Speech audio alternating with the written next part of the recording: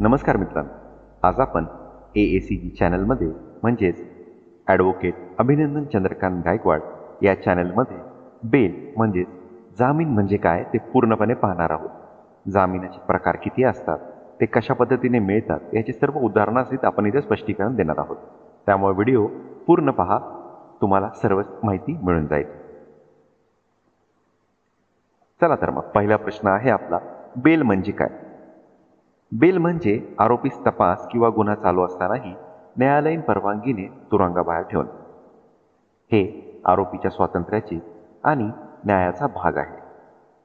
जामिनामुळे आरोपी तपासात सहकार्य करू शकतो आणि त्याचे वैयक्तिक हक्क जपले जातात. बेल मिळाल्यानंतर तो आपले कार्यसाधन आणि कुटुंब सांभाळू शकतो. तसेच समाजात पुनर्स्थापित होण्याची संधी त्याला मिळते. एका उदाहरणाने पाहूया. पुण्यात एका चोरीच्या प्रकरणात आरोपीला तपास सुरू असताना बेल मिळाली आणि तो त्याच्या कुटुंबाची नोकरी करून काळजी घेऊ लागला. प्रश्न दुसरा, अँटिसिपेटरी बेल म्हणजे काय? अँटिसिपेटरी बेल म्हणजे अटक होण्याआधी आरोपीला न्यायालयाकडून मिळणारी सुरक्षा. त्यामुळे आरोपी तपासात किंवा गुन्हा सुरू असताना अटक होण्यापासून बचाव करू शकतो. यासाठी आरोपीला कोर्टात अर्ज करावा लागतो. ही बेल आरोपीच्या सुरक्षिततेसाठी आणि मोकळेपणासाठी आहे. त्यामुळे फसवे आरोप असल्यास हा पर्याय उपयोगी ठरतो किंवा अटक होण्याची भीती कमी होते. उदाहरण पाहूया. मुंबईतील एका आर्थिक गैरव्यवहारात आरोपीने अँटिसिपेटरी बेल घेतला आणि तपास सुरू असताना अटक टळली. प्रश्न 3, रेग्युलर बेल कधी मिळते? आरोपीची अटक केल्यानंतर कोर्टात बेलसाठी अर्ज करावा लागतो. कोर्ट आरोपीच्या गुन्ह्यांची गंभीरता, पुरावे आणि तपासाचा टप्पा पाहून निर्णय घेते. जर गुन्हा बेलेबल असेल तर बेल मिळण्याची शक्यता जास्त असते. बेल मिळाल्यानंतर आरोपी तपासात सहकार्य करून न्याय प्रक्रियेचा भाग बनतो. कोर्ट त्याला अपव्यवहार टाळण्याच्या अटी लावू शकते. उदाहरणाने पाहूया. एका महिलेने पुण्यामध्ये दगडफेक प्रकरणात तिला बेल मिळाली आणि तिने तपासात सहकार्य केलं, म्हणजे रेग्युलर बेल मिळाली तिला. प्रश्न चौथा, पोलीस बेल कधी मिळते? पोलीस स्टेशनवर काही गुन्ह्यांमध्ये आरोपीला थेट बेल मिळू शकतो, ज्यामुळे कोर्टात वेळ घालवण्याची गरज राहत नाही. हे फक्त सोप्या आणि बेलेबल गुन्ह्यांसाठी असते. पोलीस बेलमुळे आरोपी लवकर मोकळा होतो आणि पुढील तपासासाठी सोयीस्कर ठरतो. मात्र गंभीर गुन्ह्यात ही सोय उपलब्ध नसते. प्रश्न 5, गंभीर गुन्ह्यात बेल मिळतो का? गंभीर गुन्ह्यात बेल मिळणे कठीण असते, कारण कोर्ट आरोपीचा धोका, पुरावे आणि पीडितेचा सुरक्षा विचार करतो. कोर्टाला खात्री करावी लागते की आरोपी तपासात अडथळा करणार नाही किंवा समाजासाठी धोका निर्माण करणार नाही. बेलसाठी आरोपीला ठोस पुरावे सादर करावे लागतात. त्यामुळे अशा प्रकरणांमध्ये बेल मिळवण्यास वेळ लागू शकतो. एक उदाहरणाने पाहूया. एका महिलेवर बलात्काराचा प्रकरण झाले होते. त्यात आरोपीला कोर्टाने तपासात अडथळा आणण्याचा धोका लक्षात घेऊन बेल नाकारली. प्रश्न 6, कोर्ट बेल नाकारण्याची कारणे काय असतात? जर आरोपी पुरावे लपवण्याचा धोका दाखवतो, विटनेस जे आहेत त्यांच्यावर दबाव टाकतो किंवा तपासात बाधा निर्माण करतो, तर कोर्ट बेल नाकारू शकते. आरोपी जर पळून जाण्याची शक्यता असेल तर देखील बेल नाकारली जाते. कोर्टाचा मुख्य उद्देश न्यायपूर्ण प्रक्रिया सुरळीत पार पाडणे हा असतो. एका पुणे येथे खून प्रकरणात आरोपीने साक्षीदारांना धमकी दिल्यामुळे त्याची बेल नाकारण्यात आली. बेल मिळाल्यानंतर कोर्टाकडून लावल्या जाणाऱ्या अटी काय असतात? तर जामीन मिळाल्यानंतर आरोपीवर देश सोडू नये, पीडिताशी संपर्क करू नये आणि तपासात सहकार्य करावे, अशा अटी लावल्या जातात. या अटींचे उल्लंघन झाल्यास जामीन रद्द होऊ शकतो. कोर्ट आरोपीच्या वर्तनावर लक्ष ठेवते, ज्यामुळे तपास सुरळीत चालू राहतो. प्रश्न 8, बेलच्या अटी मोडल्यास काय होते? जर आरोपीने बेलच्या अटींचे उल्लंघन केले तर बेल रद्द केली जाते आणि आरोपीला पुन्हा अटक होऊ शकते. यामुळे आरोपीच्या बाजूने न्यायप्रक्रिया कठीण होते. त्यामुळे बेल मिळाल्यानंतर नियमांचे काटेकोर पालन करणे आवश्यक आहे. एक उदाहरणाने पाहूया. मुंबईत आर्थिक गैरव्यवहार प्रकरणातील आरोपीने शहर सोडले, त्यामुळे त्यांनी बेलची कंडिशन मोडली, त्यामुळे त्याची बेल रद्द झाली. प्रश्न 9. हायकोर्टात बेल अर्ज कधी करावा?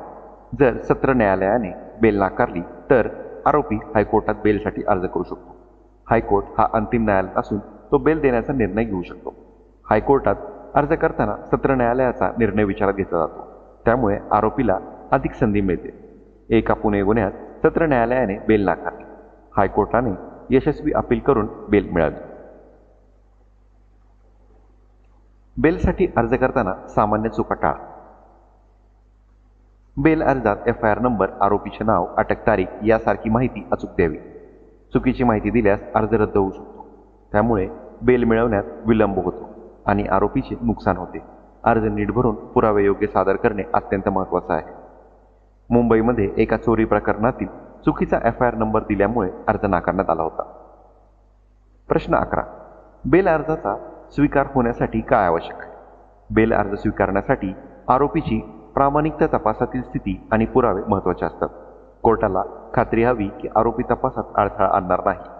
गुन्ह्याची गंभीरता आणि सामाजिक धोका याचा विचारही कोर्ट करतो. आरोपीने पूर्वीचे वर्तन आणि सुसंगतपणा दाखवणे आवश्यक आहे. प्रश्न 12. अटकनंतर बेल मिळवण्याचा प्रक्रिया.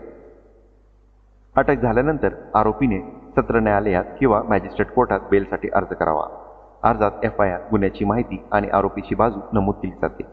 कोर्ट आरोपीच्या तपासात सहकार्य, गुन्ह्याची गंभीरता आणि प्रतिबंधात्मक कारणे पाहून बेल देण्याचा निर्णय घेतो.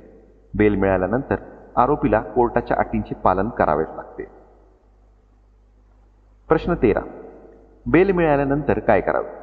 बेल मिळाल्यानंतर आरोपीने कोर्टाच्या अटींचे काटेकोर पालन करणे आवश्यक आहे. तपासात सहकार्य करणे, कोर्टात वेळेवर हजर राहणे आणि कोणतेही गैरवर्तन टाळणे गरजेचे आहे. बेलच्या अटी मोडल्यास ती रद्द होऊ शकते, त्यामुळे बेल मिळाल्यानंतर जबाबदारी वाढते आणि काळजी घेणे आवश्यक आहे. प्रश्न 14. बेल अर्ज करण्याचा योग्य वेळ कोणता? शक्य तितक्या लवकर बेलसाठी अर्ज करणे आवश्यक आहे. विशेषतः गुन्हा बेलेबल असल्यास. विलंब केल्यास आरोपीच्या हक्कांचं नुकसान होऊ शकते. वेळेवर अर्ज केल्यास कोर्टाशी सहकार्य करणे शक्य होते आणि बेल मिळण्याची शक्यता वाढते, त्यामुळे लवकर अर्ज करणे फायदेशीर असते. प्रश्न 15. अँटिसिपेटरी बेलचा लाभ कसा घ्यावा? म्हणजेच अटकपूर्व जामिनाचा लाभ कसा घ्यावा? अटक होण्याआधी आरोपीने अँटिसिपेटरी बेलसाठी त्वरित अर्ज करावा. हा अर्ज न्यायालयात दिला जातो आणि कोर्ट आरोपीला सुरक्षित ठेवण्याचा निर्णय घेतो. हा पर्याय विशेषतः फसवणूक, गैरवर्तन किंवा राजकीय कारणांसाठी वापरला जातो. यामुळे आरोपी तपासात किंवा गुन्हा सुरू असताना मोकळा राहू शकतो. प्रश्न 16. बेल मिळवण्यासाठी वकिलाची मदत आवश्यक आहे का? तर होय. वकील योग्य अर्ज, पुरावे आणि न्यायालयाच्या प्रभावी मांडणी करतात. योग्य वकील नसल्यास अर्ज नाकारला जाऊ शकतो. वकील तपासाची स्थिती समजावून सांगतो आणि आरोपीच्या हितासाठी न्यायालयात प्रभावीपणे बाजू मांडतात, त्यामुळे बेल मिळवण्याची शक्यता वाढते. प्रश्न 17. बेल नाकारल्यास काय करावे? बेल नाकारल्यास आरोपी सत्र न्यायालयाच्या निर्णयाविरुद्ध हायकोर्टात अपील करू शकतो. त्याशिवाय पुनरावलोकन अर्ज देखील दाखल करू शकतो, त्यामुळे त्याला दुसरी संधी मिळते आणि प्रकरण न्यायालयात पुन्हा तपासले जाते. अपील करताना वकिलाची मदत आवश्यक आहे. प्रश्न 18. बेल देताना कोर्ट कोणते निकष पाहते? कोर्ट आरोपीच्या वागणुकीचा इतिहास, गुन्ह्याची गंभीरता, तपासात अडथळा आणण्याची शक्यता आणि समाजातील धोका यांचा विचार करतो. तसेच आरोपीची जबाबदारी स्वीकारण्याची तयारी पाहते. या निकषांवरून कोर्ट बेल देण्याचा निर्णय घेते. प्रश्न 19. बेल मिळाल्यानंतर कोर्टात उपस्थित राहण्याचे महत्त्व. कोर्टात वेळेवर उपस्थित राहणे बेलची अट असते. कोर्टाच्या हजरगिरीशिवाय बेल रद्द होऊ शकते. तसेच कोर्टात हजर राहून आरोपी आपले वकील व न्यायालयाशी संपर्क राखतो. हे प्रकरण यशस्वी पूर्ण करण्यासाठी आवश्यक असते. प्रश्न 20. बेल आणि तपास यामधील संबंध काय? बेल मिळाल्यानंतरही तपास सुरू राहतो. आरोपीने तपासात पूर्ण सहकार्य करणे आवश्यक आहे. तपासादरम्यान कोणतीही गैरसोय केली तर बेल रद्द होऊ शकतो, त्यामुळे बेल मिळाल्यानंतर जबाबदारी वाढते.